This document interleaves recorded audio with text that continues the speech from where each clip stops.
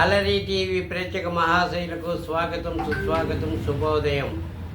ఆధ్యాత్మిక భక్తి ప్రవచనాలు సజ్జన సాంగత్యంలో భాగంగా ఈరోజు మనం చెప్పుకునే ప్రధాన అంశము సేవకు దాసుడు భగవంతుడు. ఓ మహనీయుడైనటువంటి భక్తుని జీవిత చరిత్ర మనం చెప్పుకుంటున్నాం. అదే పుండరీకుని కథ. మహారాష్ట్రలోని చంద్రభాగ నదీ తీరంలో పండరీపురం క్షేత్రం ఒకటి ఉంది. అక్కడ వైష్ణవ సంప్రదాయంలో భగవంతుడు పాండురంగుడు నడుము మీద చేతులు వేసుకొని ఒక ఇటుకురాయిపై నిలబడిన దృశ్యము మనందరం చూసి ఉంటాము. భగవంతుడు ఎప్పుడూ దాసుడే. దేనికి? సేవకు దాసుడు. తన భక్తులు చేసే మంచి కార్యక్రమాలకు, సేవలకు ఆయన సంతోషపడి ఏ రూపంలోనైనా వారిని సంరక్షిస్తాడు. భగవంతునికి కుల, మత, జాతి భేదాలు, వ్యత్యాసాలు లేవు. అతను భక్త తుకారం, పుండరీకుడు, జ్ఞానేశ్వరుడు, నామదేవ్ ఇలాంటి వివిధ కులాలకు చెందిన అందరినీ అతను సంరక్షించాడు. వారికి దర్శన భాగ్యం కల్పించాడు. భగవంతుడికి కులమతాలు లేవన్నది మనకు ఈ కథ ద్వారా స్పష్టంగా తెలుస్తుంది. పుండరీకుడు వయసులో ఉన్నప్పుడు ఎన్నో తల్లిదండ్రులకు బాధలు కలిగించాడు. వ్యసనాలకు బానిసయ్యాడు. అలా అవుతూ అనేక కష్టాలు పడ్డాడు. చివరికి తల్లిదండ్రులను పాదాలు కడిగి వాళ్ళ ఆశ్రయం పొందాడు. వాళ్ళ దీవెనలు పొందాడు. తాను పోగొట్టుకున్న కాళ్ళను కూడా తిరిగి పొందాడు. తల్లిదండ్రులకు ఎవరైతే సేవ చేస్తాడో వారికి అన్ని సౌకర్యాలు, సంతోషాలు ముంగిటినే ఉంటాయన్నది ప్రత్యక్ష కథనం. పుండరీకుడు తన తల్లిదండ్రులకు సేవ చేస్తున్న సమయంలో పాండురంగుడు ప్రత్యక్షమవుతాడు.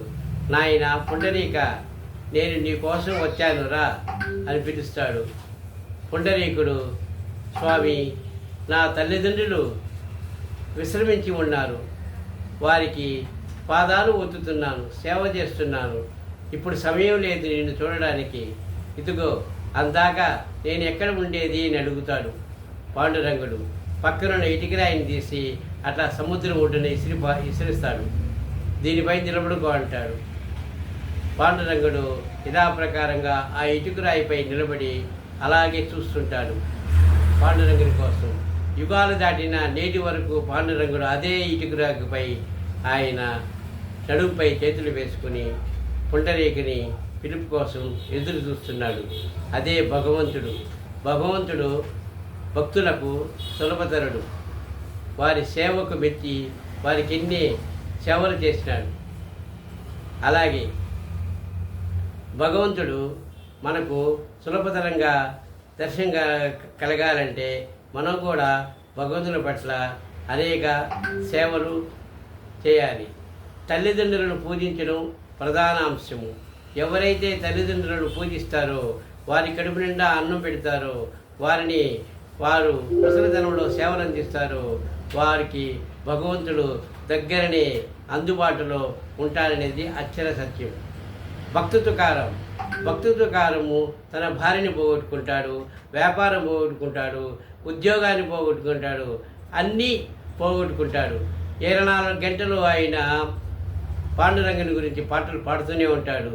మనసున నీవే నిలిచిన వేళ జపములు తపములు నీకేలా, మనసున నీవే పాండురంగ నామం పరమ పుణ్యధామం, అదే మోక్ష తీరం వేదసారం మధురం మధురం పాండురంగ నామం అని పాడుతాడు.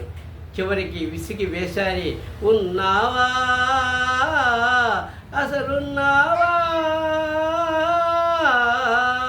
ఉంటే కళ్ళు మూసుకున్నావా, ఈ లోకం కుళ్ళు చూడకున్నావా, ఉన్నావని కనుగొన్నామని ముందెందరెందరో అన్నారు, ఉన్నావని చూస్తున్నావని నమ్మి ఎందరో ఉన్నారు అంటూ ఎలుగెత్తి పాడుతాడు. తన ఆవేదనను పాటల రూపంలో పాడుతాడు, అభంగాలు రాస్తాడు.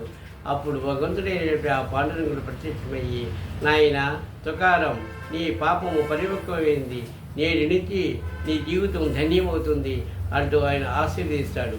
అలాగే పుండరీకిని ఆశీర్వదిస్తాడు. ఇంకొకరు కూడా అలాగే ఆమె ఒక మహాభక్తురాలుంది. ఆమె కూడా భగవంతుణ్ణి ప్రార్థిస్తుంది. జయ పాండురంగ ప్రభో విఠల,